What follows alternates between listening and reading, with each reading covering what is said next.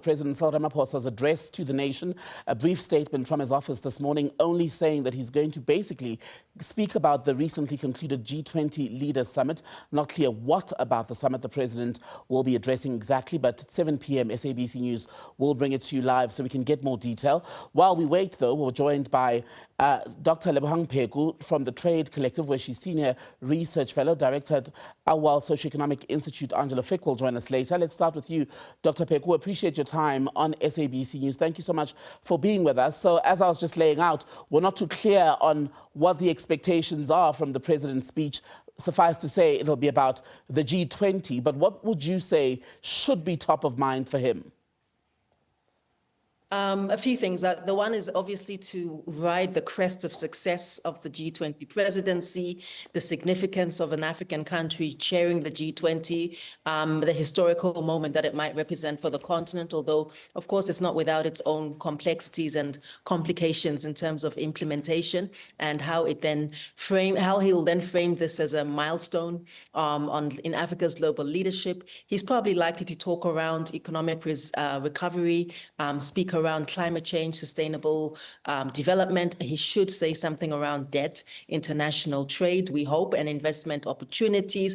He might say something about the tensions, some of the geopolitical tensions, which Mzwai has already outlined. And I think most importantly, he needs to assure South Africans as well that these summit outcomes should translate into tangible benefits, although unfortunately in the past, these have not really translated into much, and we can talk about that later. But I would say that those would be the elevator, the headlines. And on making the G20 Leaders Declaration a more tangible set of agreements or something that's a working document, if you will, why is it that over the years, the informal nature of the G20 and its declaration by the leaders has been allowed to continue?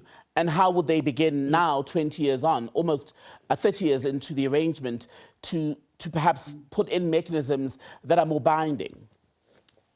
I don't know if they can, especially as you say, it is not a binding, it's an informal institution. It came out of a crisis. It emerged from two crises. As we know, the 1990s South Asia crisis, and again, the 2008 crisis, which it was responding to, the US mortgage meltdown, which really hemorrhaged the rest of the global economy. So it was really always an emergency crisis mechanism, and it's only in recent years, especially under the presidency of 4 consecutive global South majority world countries, India, Indonesia, Brazil, and now South Africa, that it has expanded its agenda quite significantly to include a more social developmental, economic developmental, climate, energy, fuel, all sorts of things, social protection, social wage agenda. And these, of course, illustrate that the context of the places where the G20 has been held over the last few presidencies is very important. It's very significant. It speaks to the fact that, the global South, the majority world, has very important and nuanced and different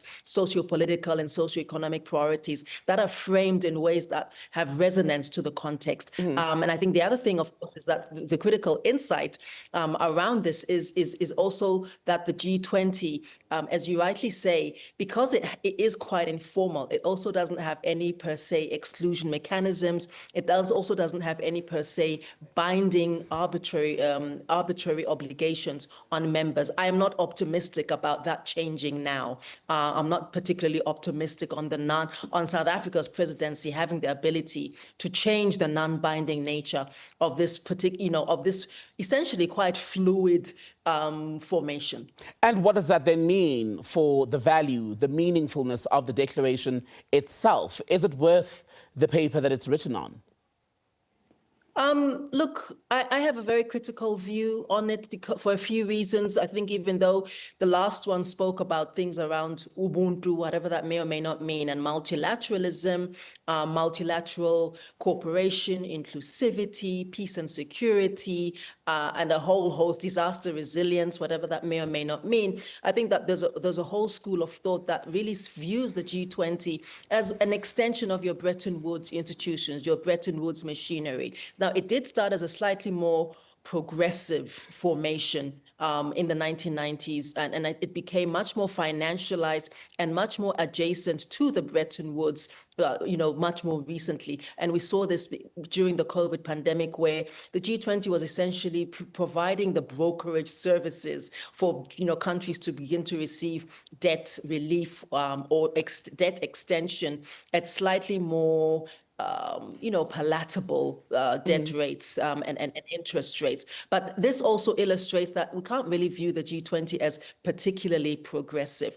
We also can't view it as particularly progressive in the context of an institution where the original, the original impetus of it was that the majority world countries, global South countries, we are there by invitation. It is not a formation of our own construction. And remember that there's a bit of a cynicism with the way that it is constructed, which is the original, European, the original G7 plus their chosen friends. So because of the fluidity, the lack of power, yes, it's good that nobody has veto power per se, but I'm not sure whether it is the primary place where, as South Africa or as African countries, we should be putting our energy. And I do think that other formations, the African Union, the SADC, the ECOWAS, the EAC, maybe even the BRICS, might be places where we can begin to make more headway.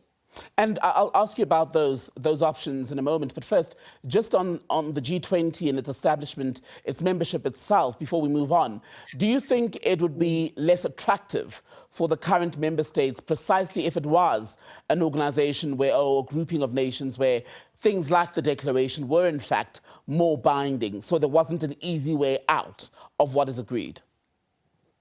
I mean, why would it be less appealing? Because I think that there has to be some sort of an end goal to these discussions, Tambegile. We need to be able to say, okay, we were in Brazil, we were in India, we were in Indonesia, we were in Italy, going from country to country. It has to count for something. And I think in the era of multilateralism, the Paris Declaration, the COP, the so on and the so forth, we need to be able to have a multilateralism that counts for something, because there's a cost to hosting these sorts of events. There's also a cost to the background work, the background research that goes into these events, by the way. So I was part of, the T20, the think tank 20, there's the B20, there's the women's 20, and so on, the science 20, who have produced forests and forests of excellent and extremely rigorous research on areas of trade and investment, intellectual property, areas of science, a whole plethora of important sectoral priorities.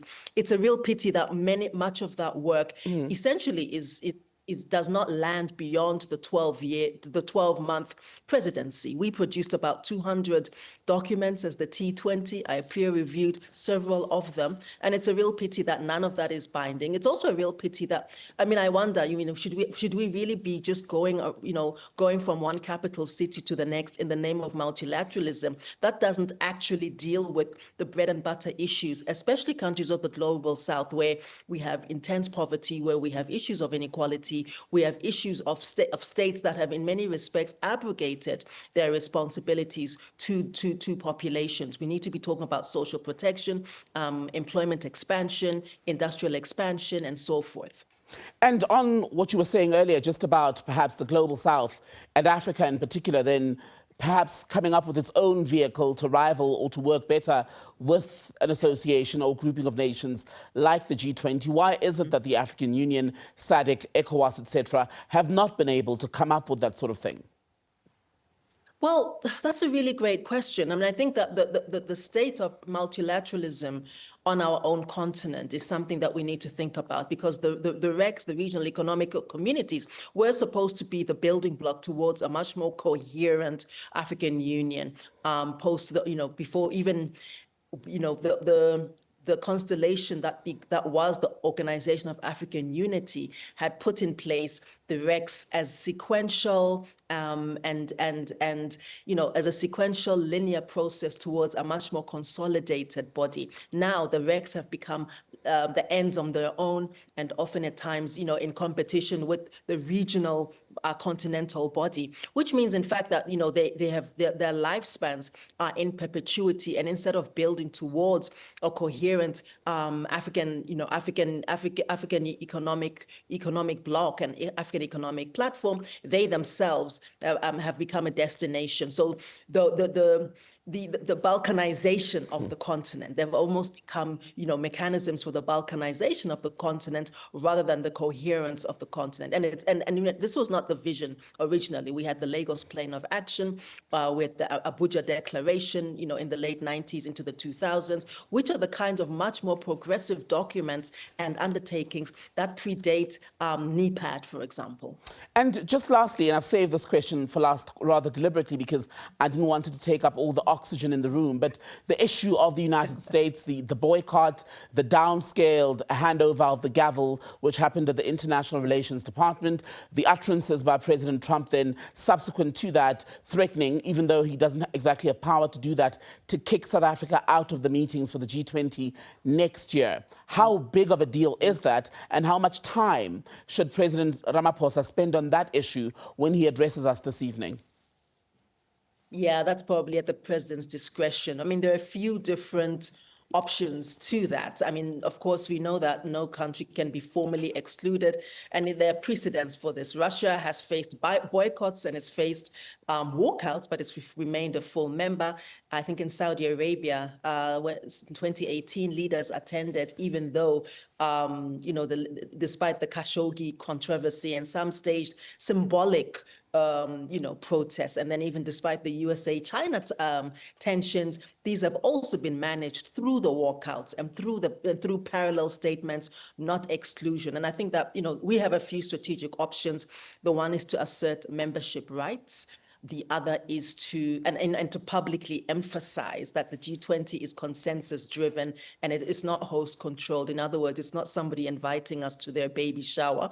Also to leverage African Union membership. So, position South Africa as representing continental interests, which makes, exclusion politically very costly, Tembekile. And also then, diplomatic engagement. But I think the most important part of all of this is narrative framing, and where the US is really and Trump specifically are really, pushing this narrative. We know it's not true, but as you rightly say, it takes up a lot of oxygen. I think everybody knows that there is no genocide in this country. Trump knows there's no genocide in this country, but there is a narrative framing, and we need to be much more proactive, aggressive, vigilant, consistent with framing our own narrative so that we don't keep on being portrayed as this problem child. And I think I heard a few weeks ago, BBC characterizing South Africa as one of the pariah states on par with Iraq, Iran, and Afghanistan. That's incredibly dangerous, and somebody,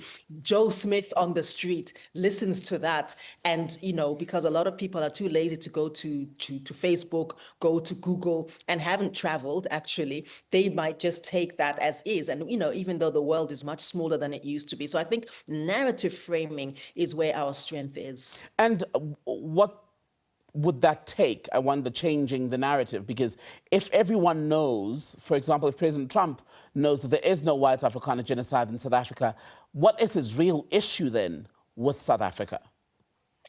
I think he himself and he know alone what his real issue is. I think a lot of us suspect that it's much more to do with trying to access some of our resources, our scarce minerals, and instead of being honest and wanting to negotiate on a fair leveling field, it's trying to create a noise around this. And we should be very mindful, because this has happened before. I mean, Iraq, the so-called war on terror, and what has become of Iraq as a result of that. And that was basically an oil war. Again, there were no weapons of mass destruction. So we should be very careful, because white vindictiveness and U.S. malice in international relations are legendary, and they are, there is a trail of destruction across several countries, including mass judicial killings, taking out heads of states, Saddam Hussein, Colonel Gaddafi, etc., Patrice Lumumba, and so we should be very